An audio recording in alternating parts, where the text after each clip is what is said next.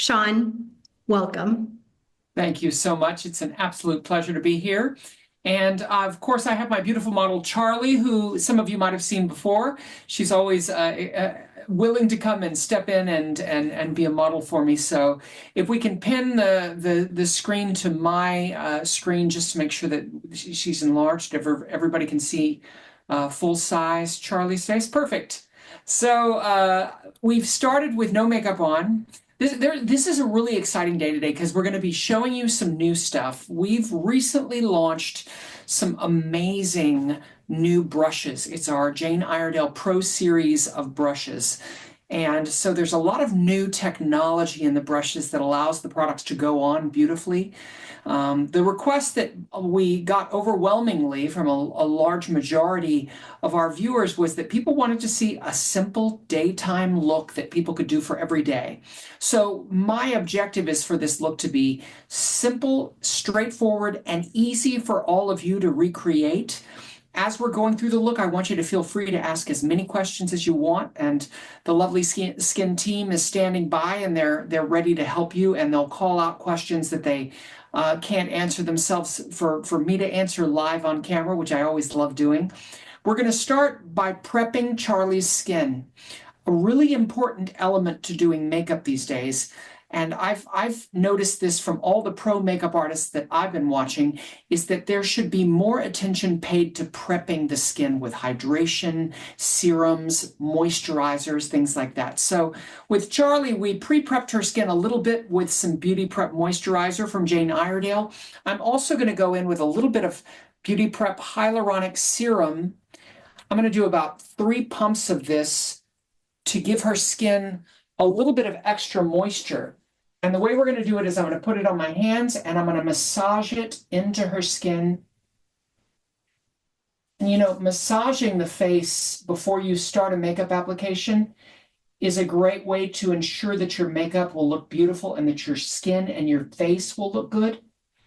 Not only does that massaging around the eyes help to eliminate some of the puffiness that we get, but that lymphatic drainage, it just makes the cheeks, the face, the under eyes, all of it look smoother and better. And then I'm going to continue by applying some Smooth Affair primer. Today we're going to use the Smooth Affair Brightening Primer, which everybody absolutely loves. That's our best-selling primer at Jane Iredale. Not only does this primer help the makeup to last longer and look better, but it also has lots of wonderful skincare benefits. So people love that about it. So I'm applying it and working it into the skin to ensure that her skin is well saturated with the primer. And you can apply this with a brush, or you can put it on with your fingers. When I'm putting it on myself, I'll typically do it with my fingers because I like to massage it in and make sure that the skin has a nice, even, perfect finish for makeup application. So now Charlie's skin is prepped. How's that feel? Does it feel nice? Wonderful. Excellent. Let me just wipe off my hands here a little bit, and we can go into the makeup application. So for today's application, we're going to start with Hydropure Tinted Serum, which is everybody's favorite foundation. Everybody loves this product. It's our bestseller as far as liquid foundations go. And I think the reason people love it so much is because it makes the skin plump up and look smoother. Hold on just a second. Grab my stainless steel palette. It's my favorite. I wear it every day. Now, when I put it on as a makeup artist, I use my stainless steel palette. But you can all use your fingers or the back of your hand. If you want a non-porous surface to apply it to or apply it with, you can use a mirror or a bread plate. But the brush that I'm going to use to apply this today, the really exciting brush, is called our multi-use blending brush. And I want you to look at how dense the bristles are in this.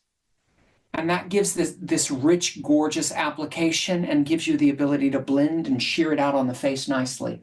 When I apply Hydropure, I shear it out, getting a little bit of the product at a time. working it into the brush bristles. And then I go in and blend really, really well. Hold on, let me put my glasses on because I'm blind as a bat.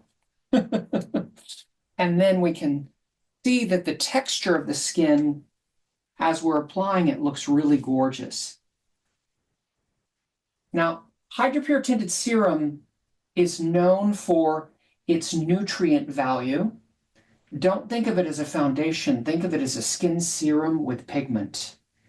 It has hyaluronic acid and enzyme CoQ10. Shawn, what shade are you using on Charlie? I'm using number 2. Charlie has very porcelain skin, and she likes to wear the color light number 2 in the Hydropure Serum. So that's the color that I'm using on her.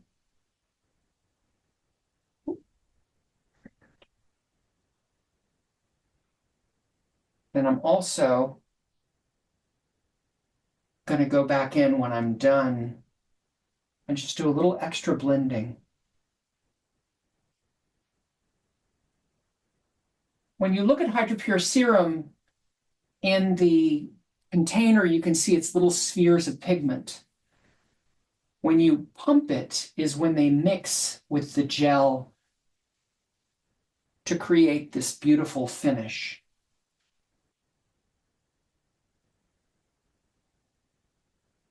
And I'm taking it up under her eyes.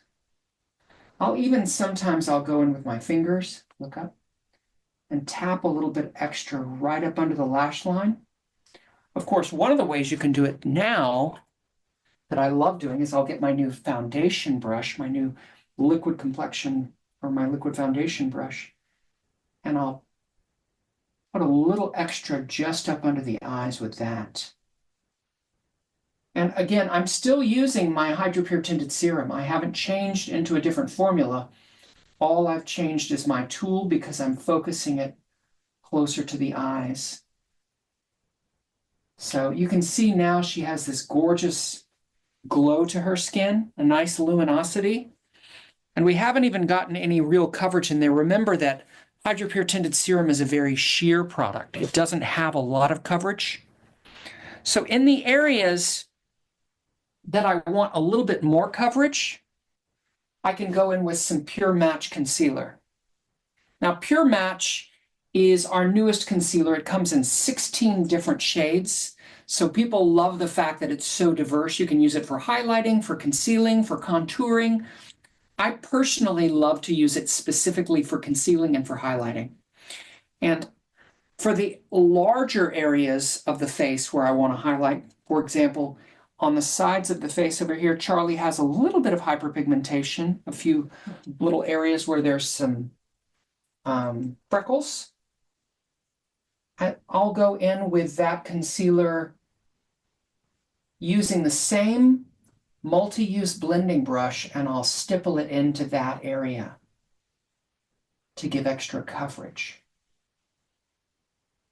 And you can see how flawless it just makes the skin look right there.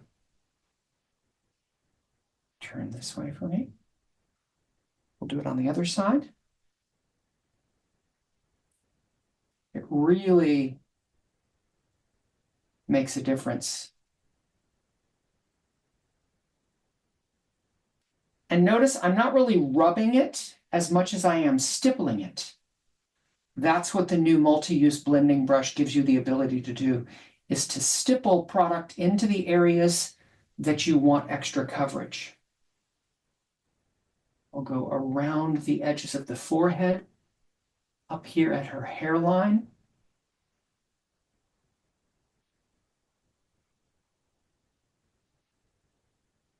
If you'll notice, the places that we get the most hyperpigmentation are the areas, of course, where the sun hits us.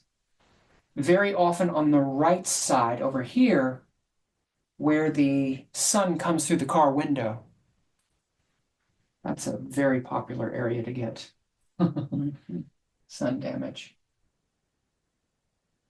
So everything's nice and sheer now. And then I'm going to use our new concealer brush to focus a little bit of concealer just into her under eye area. I love using the concealer brush because it's shaped like a small finger. Like you can go in and tap, but the bristles give you that perfect blending when you use it. So I'll stipple in just in the area around the eyes.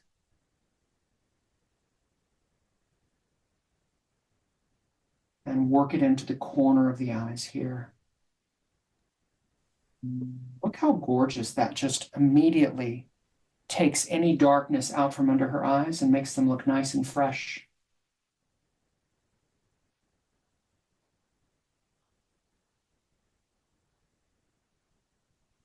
And you can blend, you can stipple, or you can apply with this brush. Gives you a lot of versatility. By the way, the Pure Match color that I'm using on her is number 3.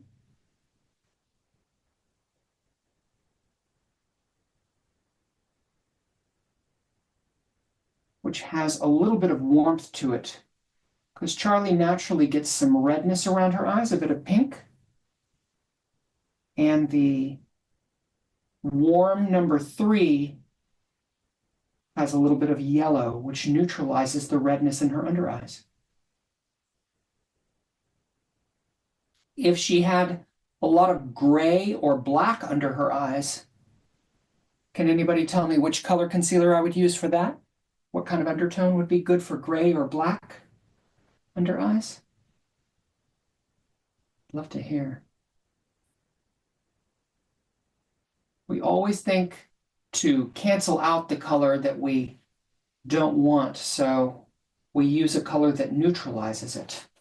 So if her under eyes were black or gray, then I would use peach for the under eye concealer. But because there's redness or pink under her eyes, I'm using yellow. So you can see her under eyes look nice and fresh now. I'll also take a little hint of this just down the center of her nose.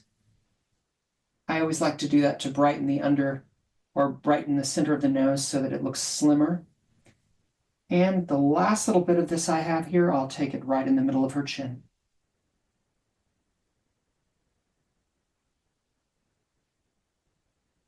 Now she looks pretty flawless, and we haven't even put her Pure Press base on. Now, Pure Press base is our best-selling product worldwide, so of course I'm going to put some of that on Charlie, and she wears it every day. You take it with you in your purse, don't you? Yeah. So I'm going to use my handy brush, and even though the handy brush is the same shape as it's been in the past, something that you'll be interested to know is that we've used a new fiber in creating the new handy brush. The fiber, a star fiber, it enables the brush to pick up more product and less waste, so you don't get as much flyaway, and you get a really beautiful application when you use it. Remember that when you're using it, your brush goes flat into your compact, and then in a smooth downward direction, you apply your Pure Press base. I always apply in a smooth downward direction because we have little phallus hairs on the face. And if we go in an upward direction, it picks up those little hairs and makes them look more obvious. But when we go downward, everything stays smoother and looks nicer. What shade of Pure Press base is Charlie? Charlie wears natural. She's got pretty pink undertone.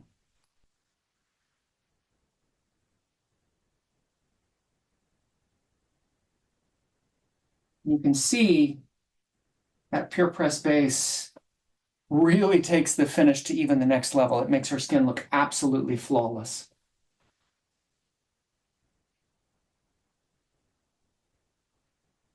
You also, close gently, can take it over the eyelids. Remember, we want sun protection on the eyelids as well, and there is a broad spectrum SPF of 20 in Charlie's natural Pure Press base. Who can tell me what my next step is? Can anybody tell me?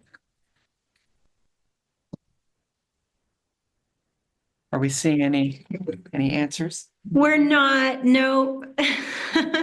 Is we always spritz with our hydration spray, and I'm going to use my Palm Mist hydration spray, which is, of course, one of our best sellers.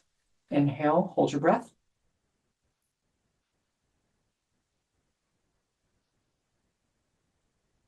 And I do a good amount of hydration spray. I really saturate her face with this spray because what that does is it melds the makeup to her skin, and now it'll stay all day. It turns it from a powder into a liquid on her skin, and then when it dries bonded to her complexion. So you can see she's got a nice, even coverage. Her skin doesn't look like she's wearing powder. It just looks like healthy skin, and that's the appearance that it'll have for the rest of the day. So we've taken the color out where we don't want it. Our next objective is to put the color back in where we do want it. Now, even though Charlie has a very porcelain complexion, she likes to have a nice bit of color to her face. So what I'm going to do now is I'm going to put in some bronzer and some blush. You can do blush first and then bronzer, or bronzer first and then blush. It's up to you, whichever you like to choose. Today, I'm going to do her bronzer first. And to do her bronzer, I'm going to use our powder complexion brush. Now, our previous rendition of this was called the chisel powder brush.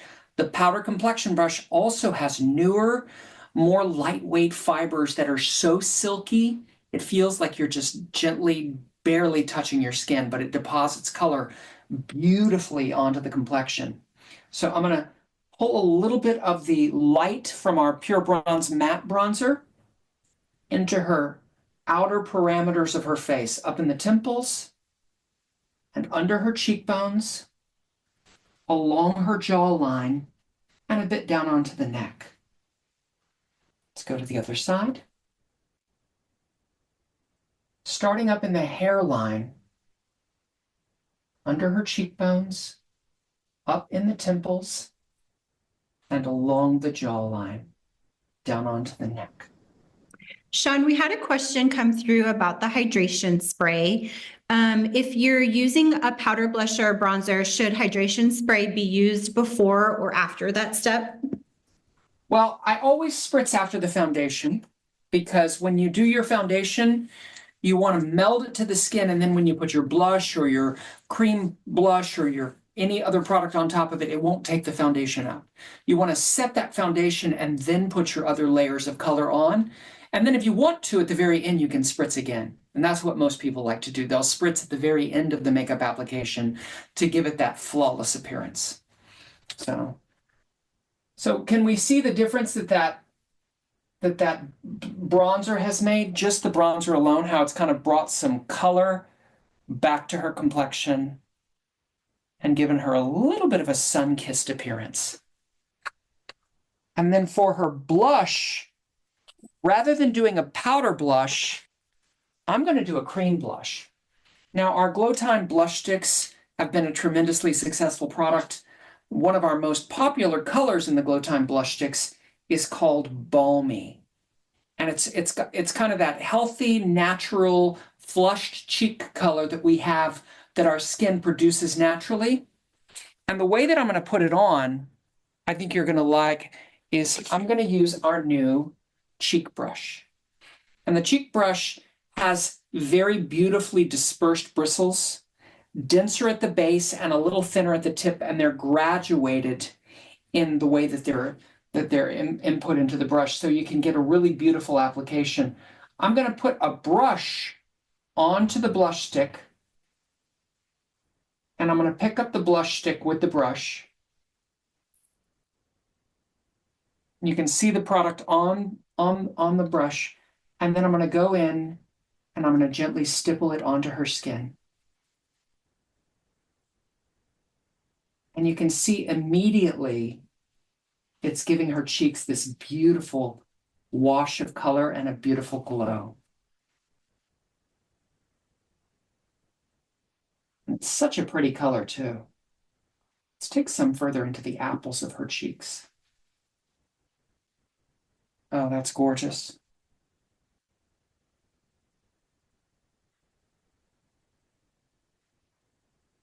And you know, I think on our last webinar, I was talking about how high-placed blush has been a big fashion recently, but putting it now both in the apples and high on the cheeks. So for Charlie, she has gorgeous cheeks, so I love putting blush right in her apples because it just looks good on her there. But again, I'm taking it all the way up and out to the top of her cheekbones as well. Look at that. Beautiful.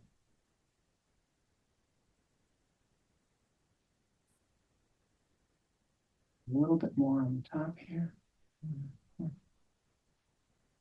Well, that is some nice color on the cheeks. Do you like the way it looks? I do. I like the way it contours my face. Yeah. Yeah.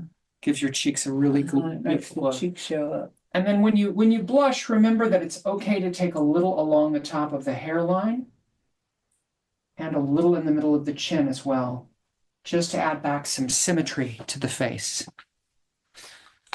So she's got this glowing complexion now. We can go into her eyes. For her eyeshadows, I'd like to start with one of her Colorlux eyeshadow sticks. One of the most popular colors we make is called Rosé.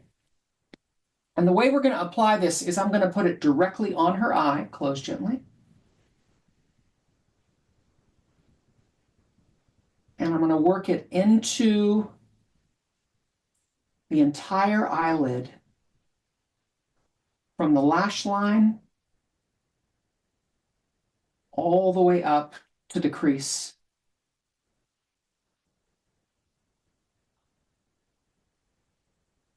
And then once that's on, turn towards the camera. You can see the color on there. I'm going to go back in and I'm going to blend it using my crease brush. And the crease brush is one of our most popular eyeshadow brushes. People love it because it gives the eyes a beautiful blended appearance. And you can see as I blend with the crease brush, it doesn't take off the shadow. It doesn't thin the shadow. All it really does is it disperses out that line of demarcation so we have a nice smooth blend. Let's do the other side.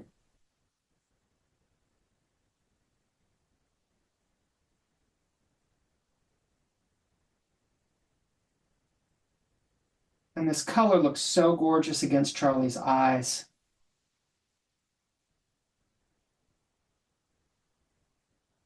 Really opens them up nicely.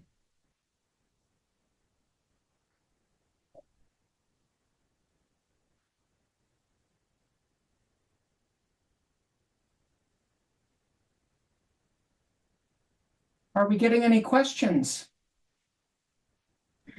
We had a good question come in from Audrey that I think would be good to ask so that everyone can learn from the answer.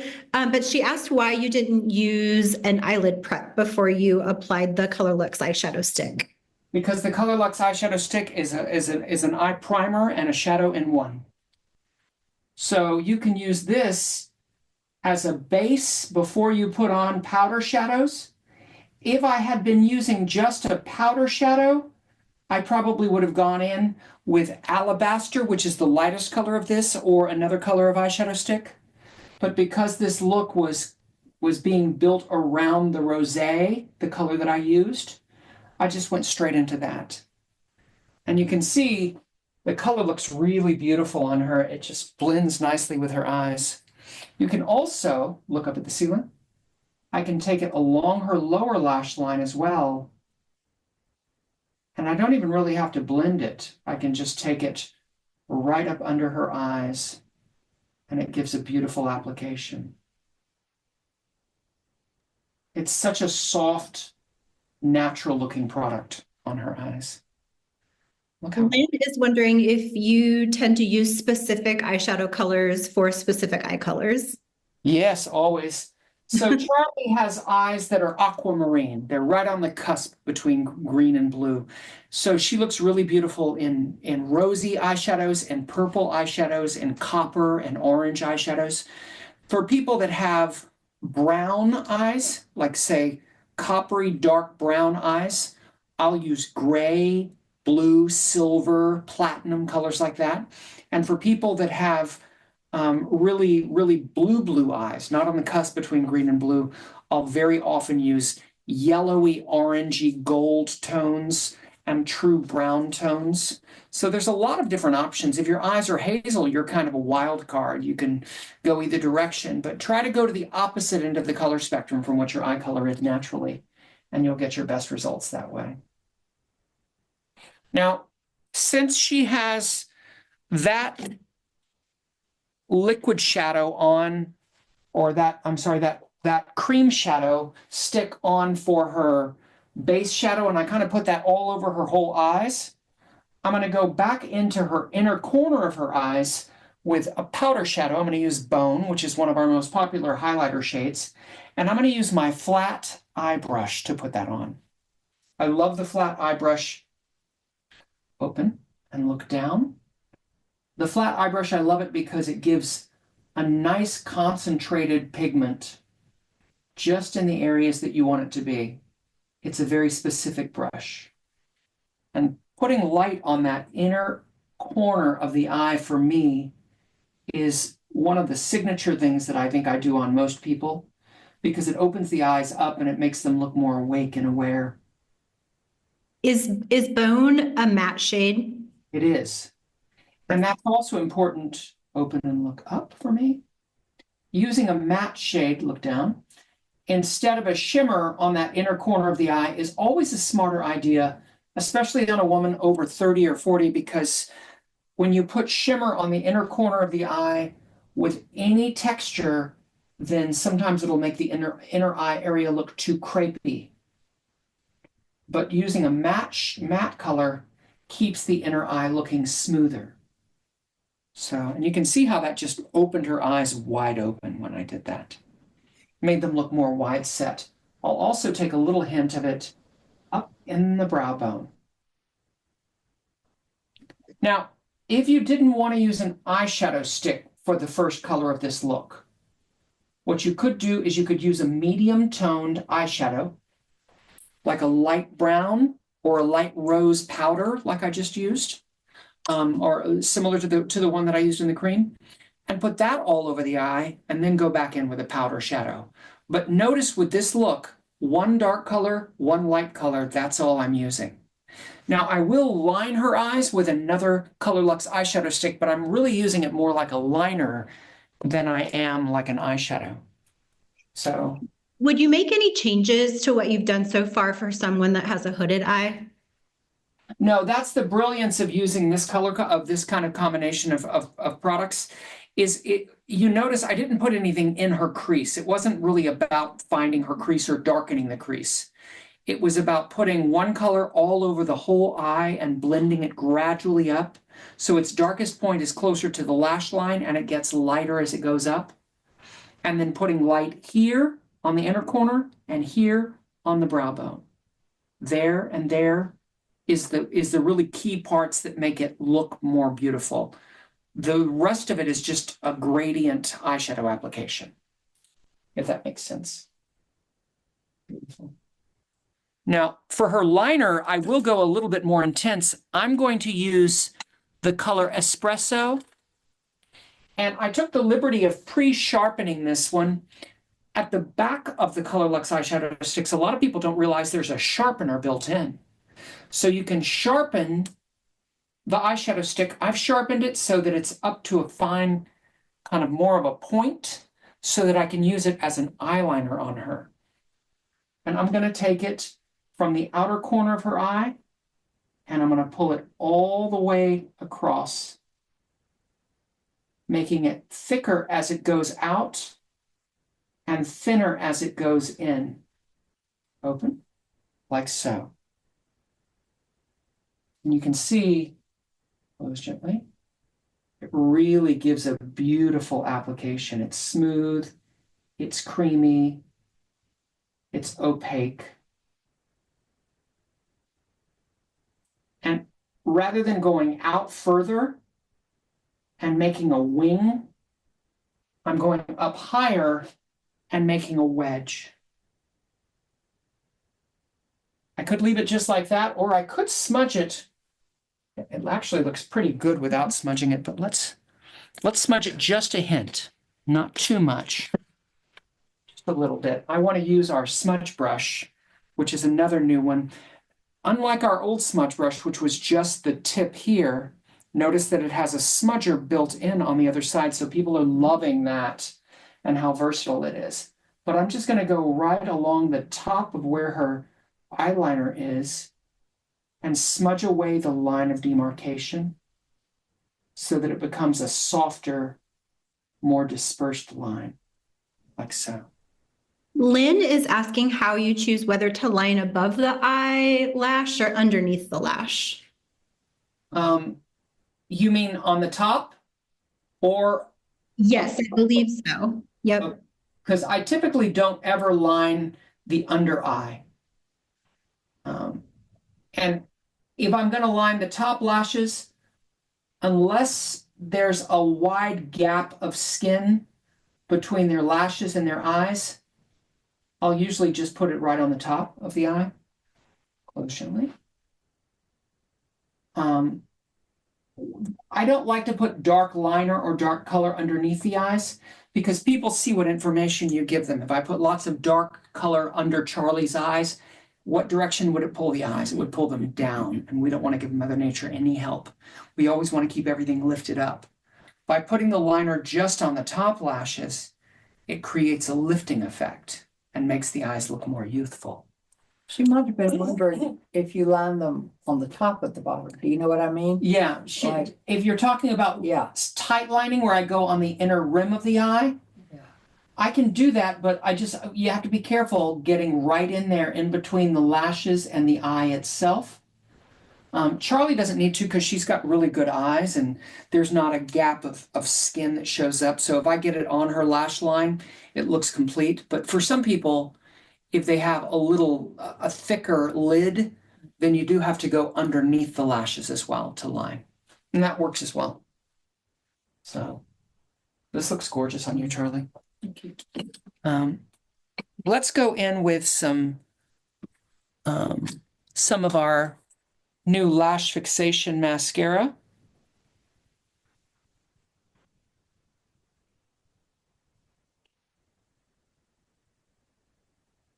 Now the lash fixation has been tremendously well received. This is a tubing mascara. So it has a special silicone wand that gets every little lash on the eye. And that's one of the things that people absolutely love about it is you get good coating and good lengthening. And there's a natural curling that happens as well, which is pretty exquisite. When you lift up from the base of the lashes over and over and over, what it does is it lifts your lashes up and helps to curl them. If there's a rice curl complex in there, that as you apply this, it really grabs those lashes and lifts them up and lengthens them. So I'm putting her mascara on. I work from the side so that I can see every lash. But the thing that I'll typically tell my consumers to do is to make sure you have an enlarging mirror so that you can enlarge them as much as you can and see the visibility of the separation of your lashes. It's gorgeous. And this really does lengthen them quite beautifully. And then when you remove it at night, you don't need to use any soap. You don't need to use any kind of makeup remover. All you want to use is warm water. Warm water releases the formula from the lashes and it comes off in tubes. It is a tubing mascara. So people are really loving using it because they're getting great results from the tubing technology that's in there.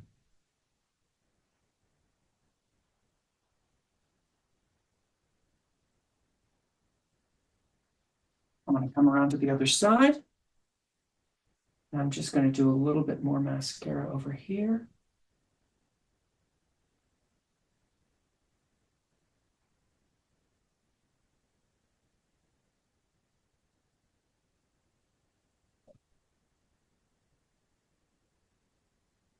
It's a good lash on you, Charlie. All right. You can lean forward a little bit and just look into the camera so people can see. Beautiful, gorgeous lashes. Look how fabulous that shows up on her. All right. And then we haven't done any brows on Charlie, so I'm going to go in with some of our brow powder. Now Charlie wears the neutral blonde from our Pure Brow powder. And I'm going to apply that with our new brow brush as well. So there's an angle, and they're tighter, sharper bristles than they were on our old angle brow brush. And then there's a spoolie at the other end so you can brush and blend. So it's a really nice improvement on what we've had in the past. And you get gorgeous, smooth appearance from the application. And the brow powder has a wonderful combination of ingredients, some beautiful pigment that's very consistent to all of the other formulas that we have, the shaping pencil and the precision pencil. There's boron nitride, which is a mineral in the brow powder that helps with adherence. So when you put it on, it stays for a long time. There's also jojoba oil, which gives them a kind of a slurry formula and makes them look really beautiful. Gorgeous.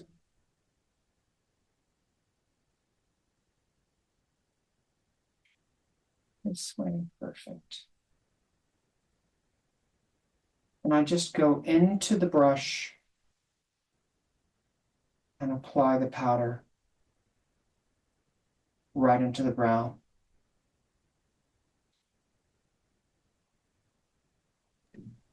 While you're finishing up her brows, we're getting a lot of questions about why you didn't use a primer on her lashes before you applied the mascara.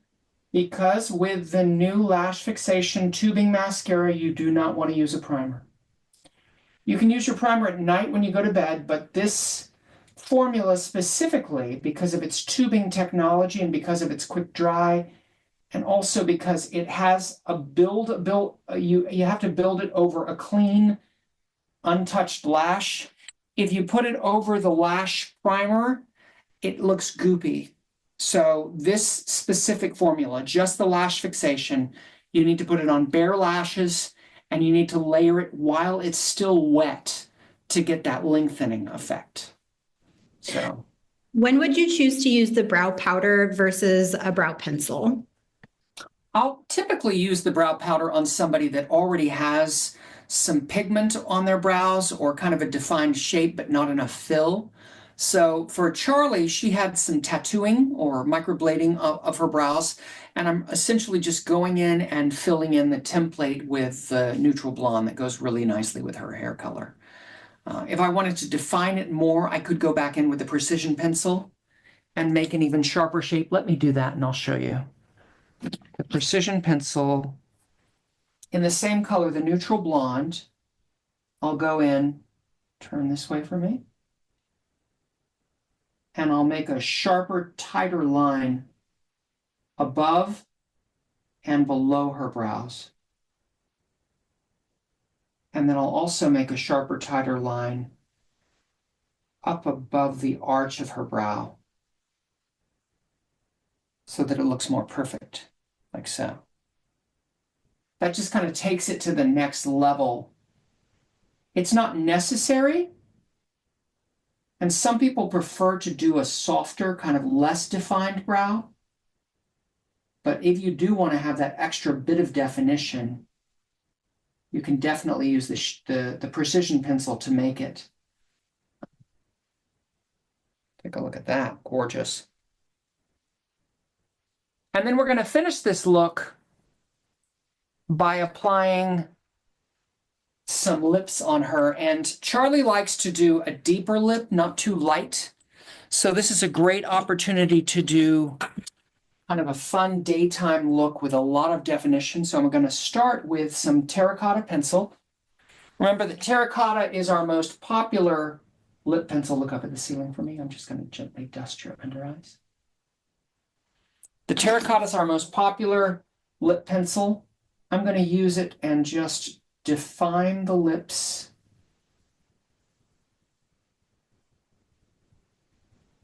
And give them a nice, perfect shape.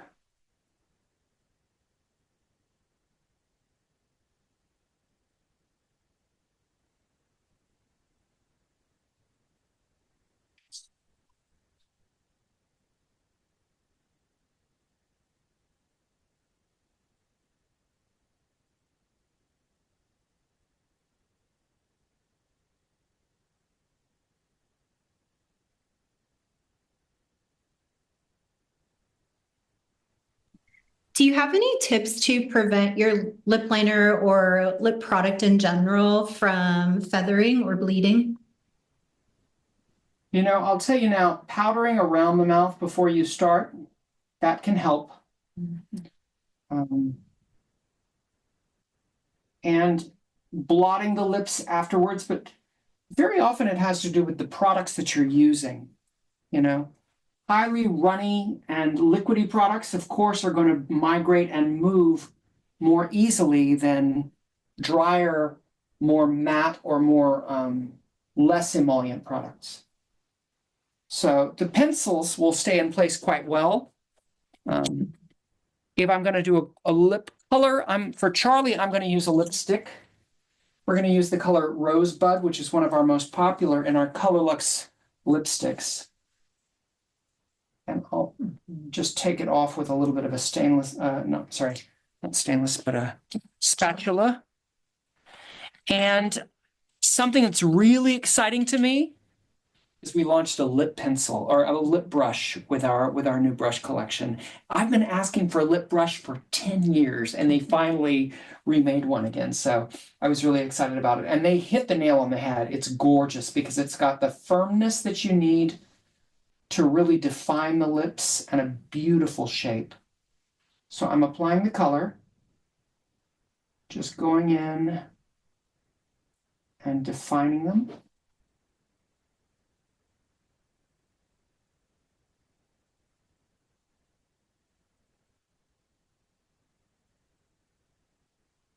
This is a gorgeous color on Charlie, Rosebud.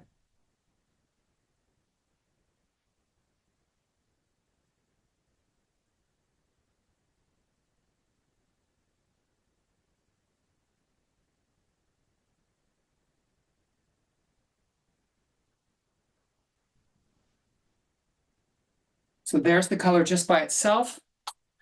And then let's go back in and add a hint of extra shine with one of our ColorLux lip glazes. I'm going to use Au Naturel, which is the lightest, or the kind of the lightest pink. It's a really beautiful nude color. And we're not going to put this all over the whole lip. We're really just going to focus it in the very center of the lip to give the lips a three-dimensional shine and luminosity. Shearing it out in the corners. When you're doing gloss, you really want to concentrate it more in the center of the lips, not as much on the outer portion of the lips. I think, Charlie, I think you are done. Gorgeous.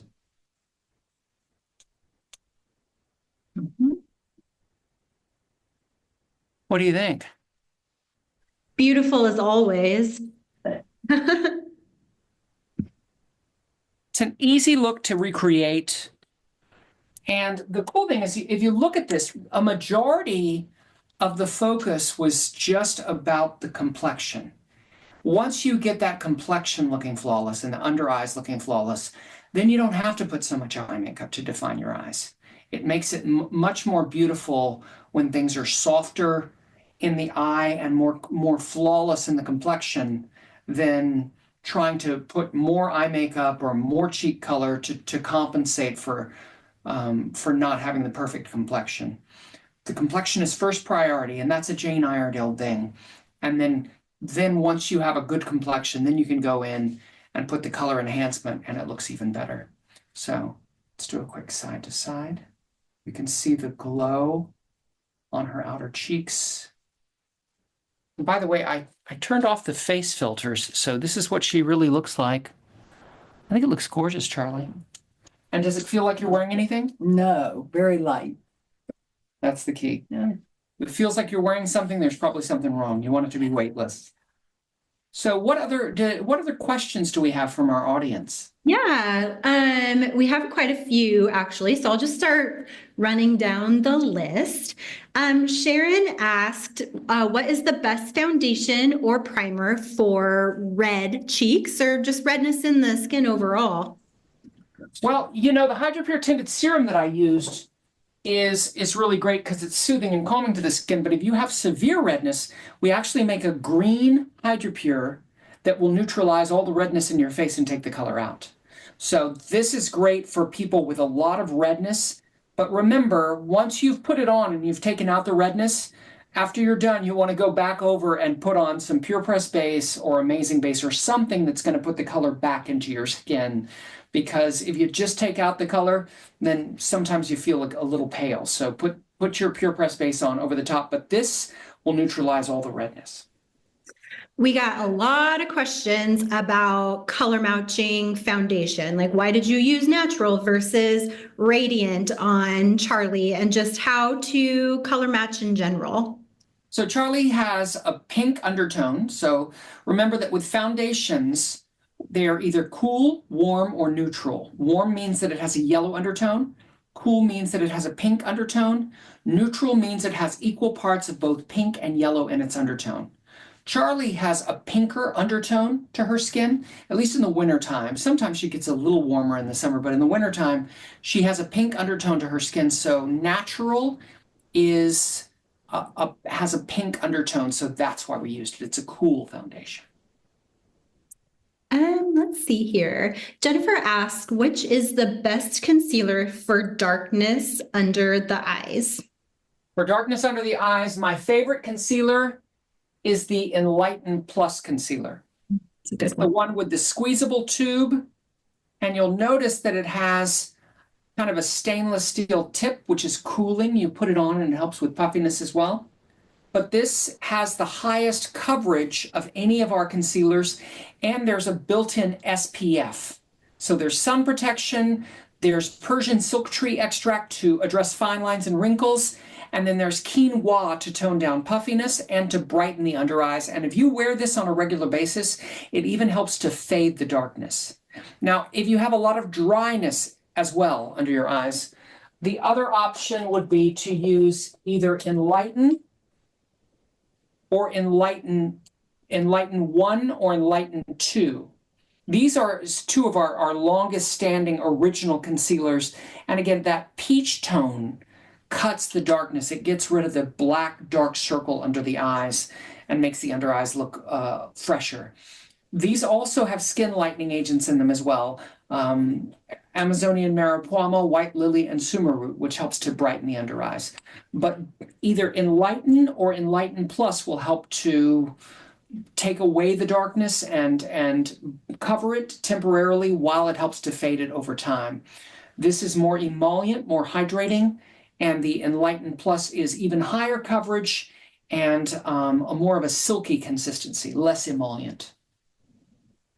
My favorite question today has come from Kara, and she's asking, how often should you clean your makeup brushes? Oh, that's a good one. Yep. So my recommendation is clean them weekly. If you're the only one using them, once a week, shower them. Just put them in the put them on the edge of the sink, wash them.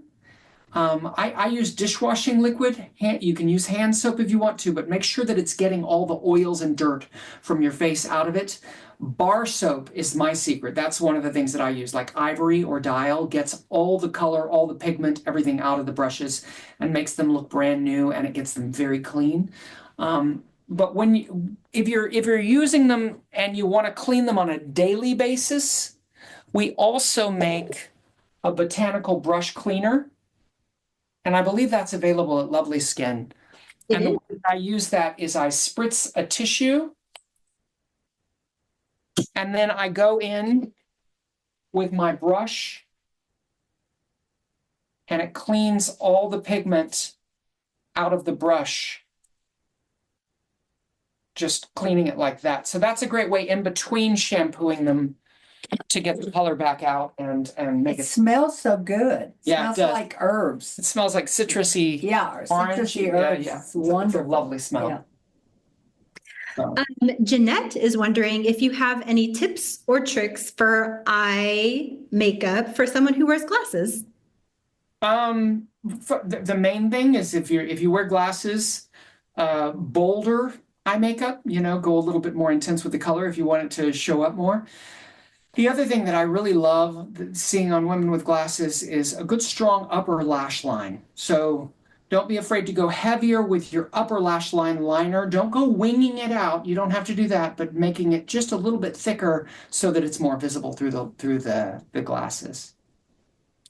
We got a couple of questions kind of in the same vein of one another about how you may create either a dewy look or a glass skin look with Jane Iredale products.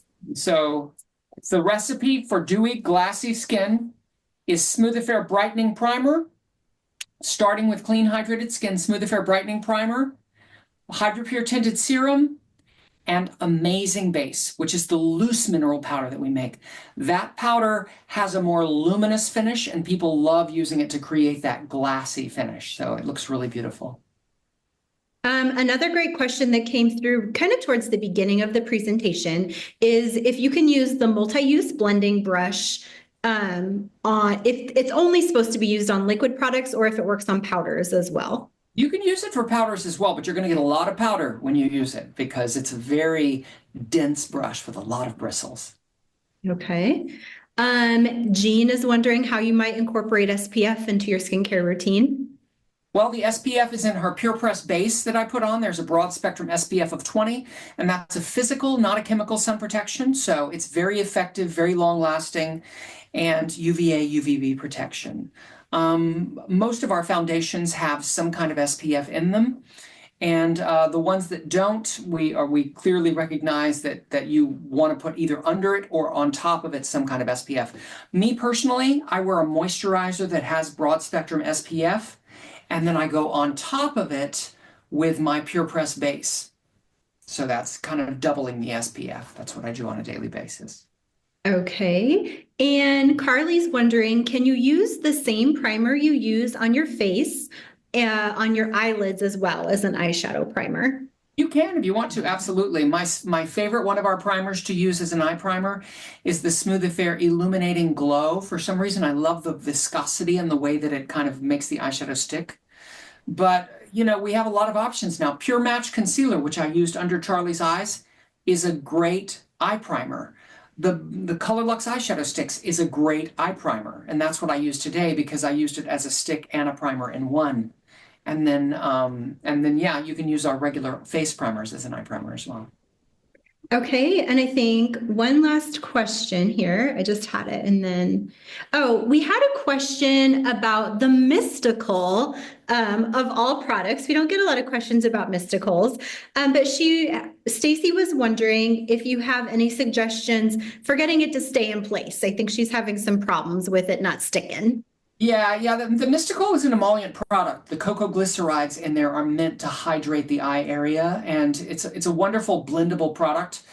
Usually, if it's not sticking, then you're putting too much, and the problem with that is if you're not putting enough, then sometimes you don't get as much pigment as you want. So, my recommendation is powder first before you put the Mystical, and that kind of gives it a little bit of something to adhere to. You can also go back over it with a powder shadow to give it, kind of a locked-in, sandwiching it between the Pure Press base and the powder and the eyeshadow.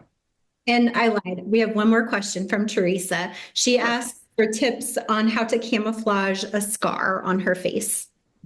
So if the scar is just discoloration, then you're going to use your rule of going to the opposite end of the color spectrum. So if the scar is red, then you'll use yellow and that'll neutralize the redness. If the scar is black, gray or, kind of brown, then you're going to use peach to neutralize it. If it's a three-dimensional scar, like a recess or a bump, then use as matte of products as possible, because if it's shimmer on top, then that's going to make it look more obvious. Mattification inhibits its ability to be visible. So the less that it will reflect light, the less visible it becomes. Does that make sense? Indeed. And this is actually a question for Charlie. And Charlie, if you don't feel comfortable sharing, please just let us know. You don't have to share, but we have a few people just wondering how old you are. Okay, I'm more than happy to tell. Shawn, you tell them. Charlie just turned 79 years old in February. Yeah. Amazing. Amazing. You're beautiful. Been using Jane, honestly, for what, 15 years, 20 years? 15, Yeah, 20 long years. time. And That's all I I think part of the key is that Charlie never takes the sun on her face. She always wears SPF everywhere she goes. She sleeps by day and roams by night like a vampire. That's what we always say. But she never takes the sun on her face, and Yeah. that's, I think, a huge key. Yeah. Well, I'll never forget about. I think it was back in the 80s when Joan Collins was kind of big, Yeah. really popular. They interviewed her and they asked her how she looked so young. And that was what she said as well. She never let the sun hit her face. She always, wears a hat or strong sun protection. And that's across the board. So celebrities, a friend of mine who is in Miami owns a boutique there. And he said that one of the days that Madonna came into his store, and that it was cloudy when she walked in, and when she was walking out, the sun was there, and she got her shopping bag and put it up in front of her face because the sun was coming towards her face. That's how vigilant you have to be. Yeah. You never want to let the sun hit your face. I also take my makeup off every night and have for, since I was a teenager. Wears good moisturizers. I buy them for her. Yes, All good. good products. They really do help. And if you have any additional questions about Jane Iredale products, you can contact our customer care department at customercare@lovelyskin.com. Almost everybody here at Lovely Skin uses Jane Iredale products, and they'd be more than happy to share their favorites or answer any questions that you might have. Thank you all for joining today. We really appreciate it. Have a good day. Bye-bye.